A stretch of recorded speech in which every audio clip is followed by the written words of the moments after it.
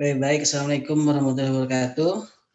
Kembali lagi bersama kami dalam podcast mengenai agenda 2, Ibu ya. Di sini ada saya Mahendra Agus Senja, peserta latihan dasar CPNS BPSDM Kemendagri dari pemerintah Kota Bekasi, dan juga teman saya.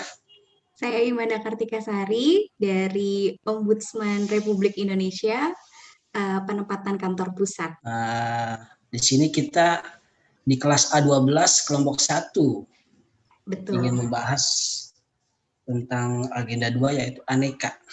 Ya, beraneka dalam implementasi kehidupan sehari-hari dan gagasannya ya Pak. Aneka itu apa sih? Kalau yang saya tahu aneka itu ada aneka warteg.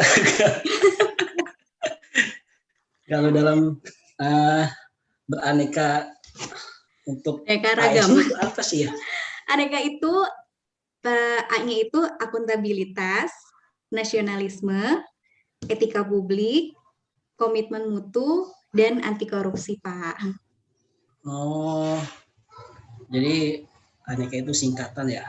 Ya, betul. Jadi dari sebagai calon ASN, kita itu wajib memiliki nilai-nilai aneka.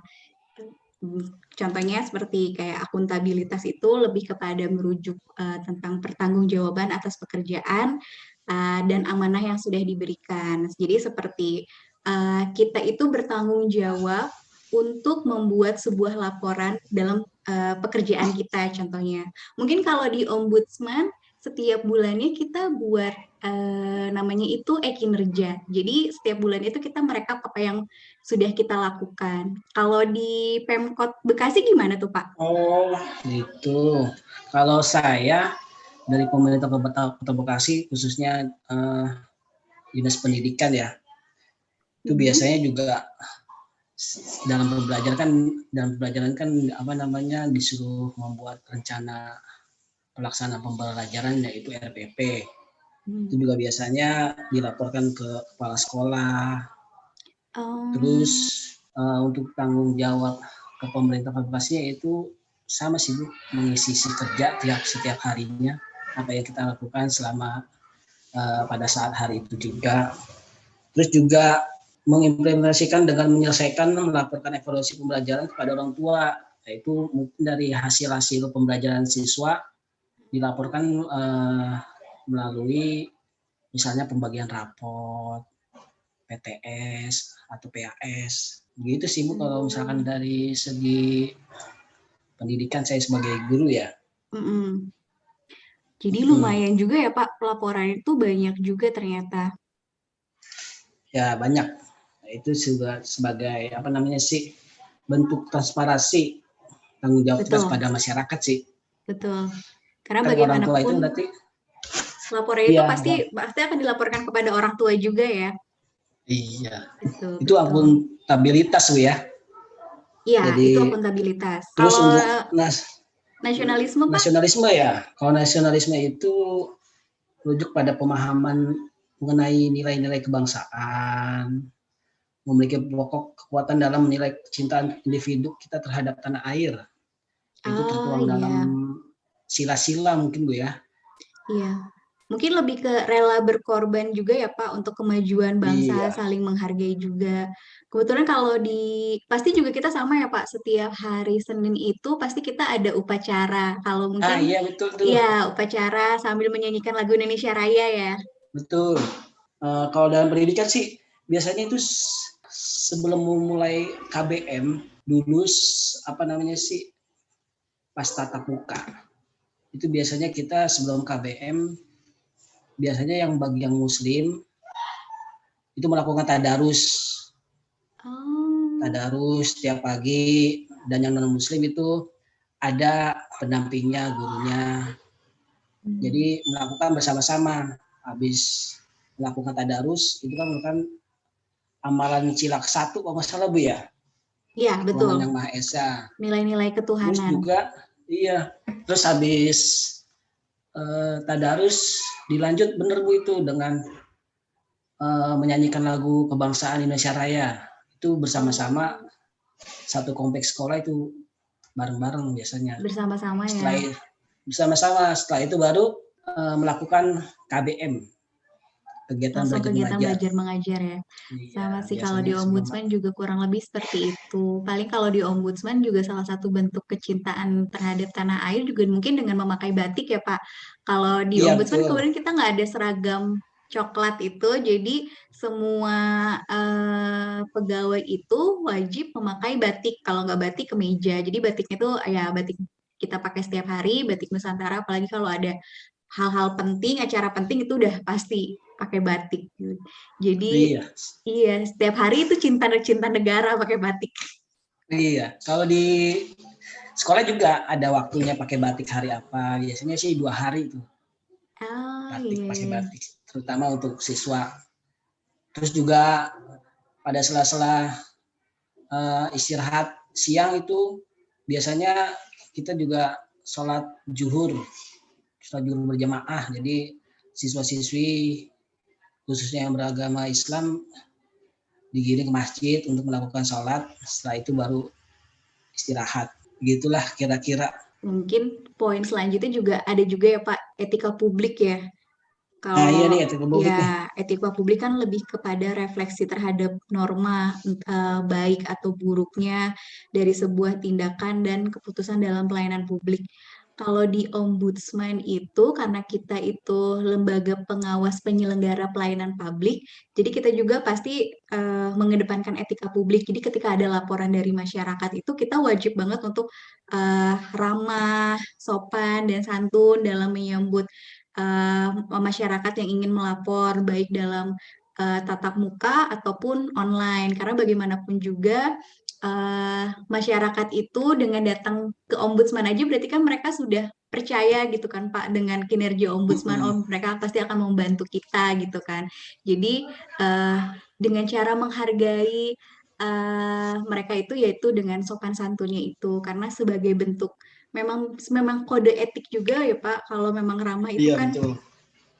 sebuah keharusan. Iya kalau dari dunia pendidikan, terutama saya sebagai guru yaitu betul kita harus mencerminkan perilaku yang baik untuk melayani apa yang dibutuhkan, terutama kalau pendidikan itu orang tua siswa ya Bu ya. Iya. Karena akhir-akhir ini tuh dikerjakannya secara online, terus juga banyak orang tua siswa maaf yang masih gagap teknologi, biasanya minta bantuan ke sekolah.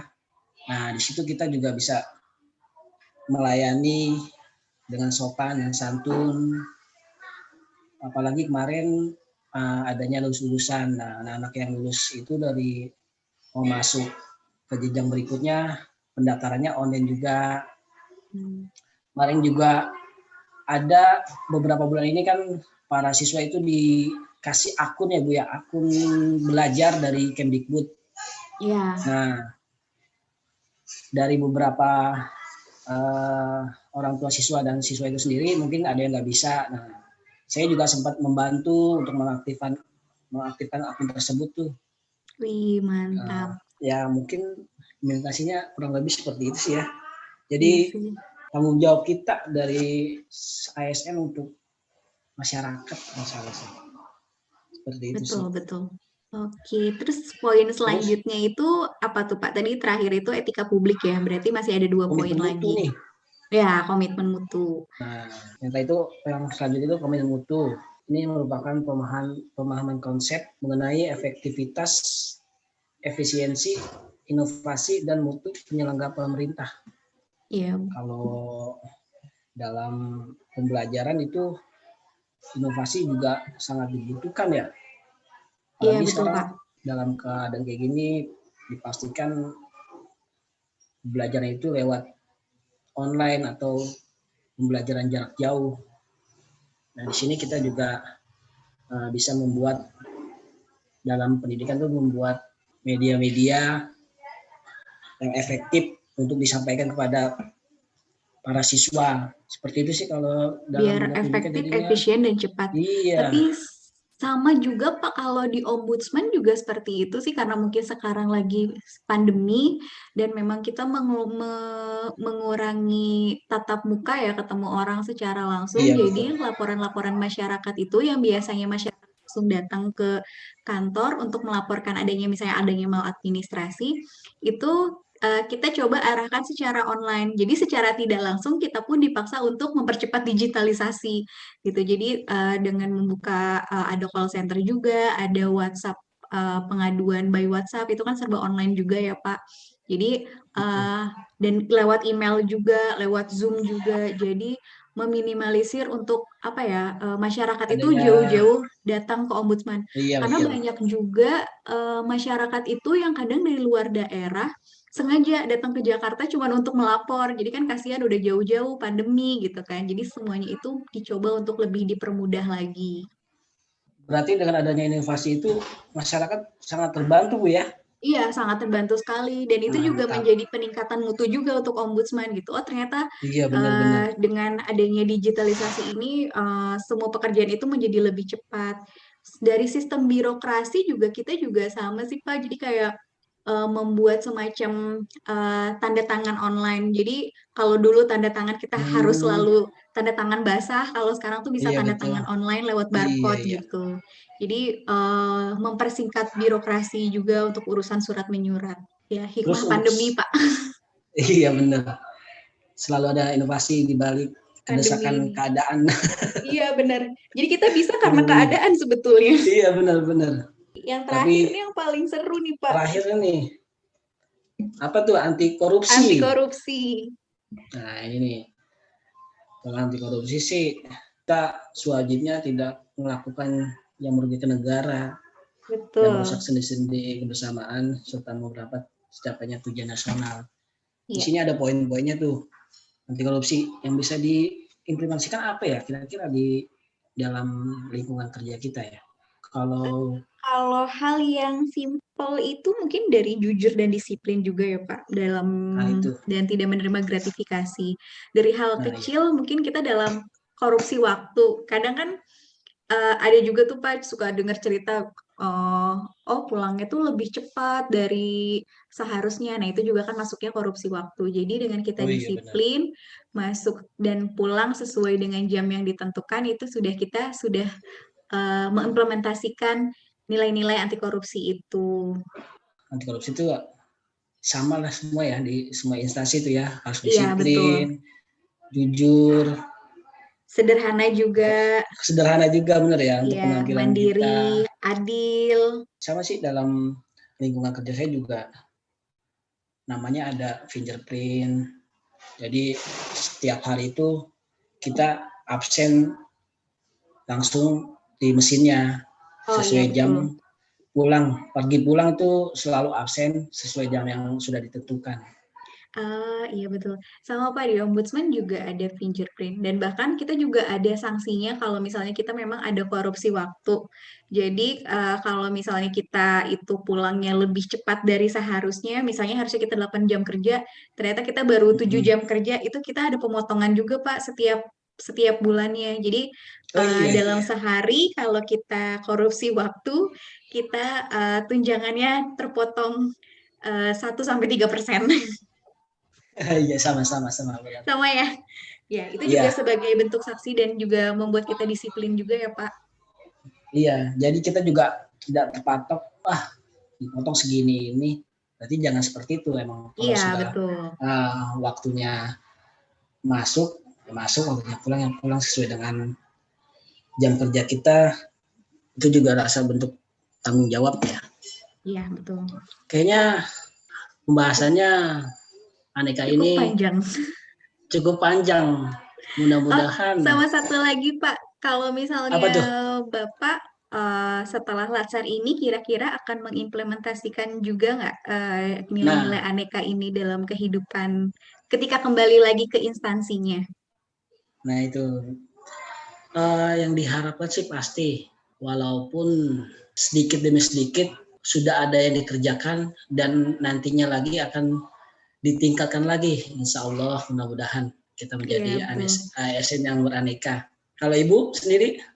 Sama Pak, saya juga sempat ada rencana, ya pastinya mungkin paling gampang itu ada sharing season kali ya. Karena kebetulan kalau di Ombudsman di bagian humas kita tiap minggu kan ada semacam rapat juga. Dan mungkin Hmm, dari situ mungkin sambil sharing-sharing juga sih Pak, untuk tetap mengimplementasikan nilai-nilai aneka itu. Dan yang paling penting mungkin kita saling peduli kali ya Pak sama iya betul. dengan sesama. Jangan sampai teman kita itu lebih dulu ditegur oleh pimpinan. Jadi sebelum pimpinan mungkin seusaha mungkin kita bantu rekan kita dulu untuk saling mengingatkan. Jadi Oh iya betul. iya, jadi jangan sampai kalau udah ditegur pimpinan kan nggak enak banget ya Pak rasanya tuh Iya gitu iya kan. benar. Jadi mungkin kita saling membantu aja, mengingatkan. Semoga kita semua yang sedang latsar ini nantinya pada saat langsung terjun setelah latsar menjadi apa namanya ASN yang beraneka. Betul, Amin. ASN yang bisa dipercaya dan penuh tanggung jawab ya Pak. Iya betul. Mantap. Apa ada lagi yang disampaikan, Bu Manda? Sepertinya cukup. Kalau dari Pak Mahya bagaimana? Sama, sepertinya cukup. Mungkin pembahasan Akidah 2 tentang aneka ini cukup sampai sini ya Bu ya. Iya, betul. Nanti lain waktu kalau ada kesempatan lagi kita akan buat sesi seperti ini lagi dengan orang yang lebih banyak mudah-mudahan. Betul. Dan mungkin pembahasannya juga dengan pembahasan yang lain ya Pak. Oke, cukup sekian dari kami berdua. Yang cuman berdua. Saya Mahendra Agus Senja, terima kasih. Dan Saya Ibu. Iwanda Kartika Sari juga mengucapkan terima kasih. Assalamualaikum, selamat sore.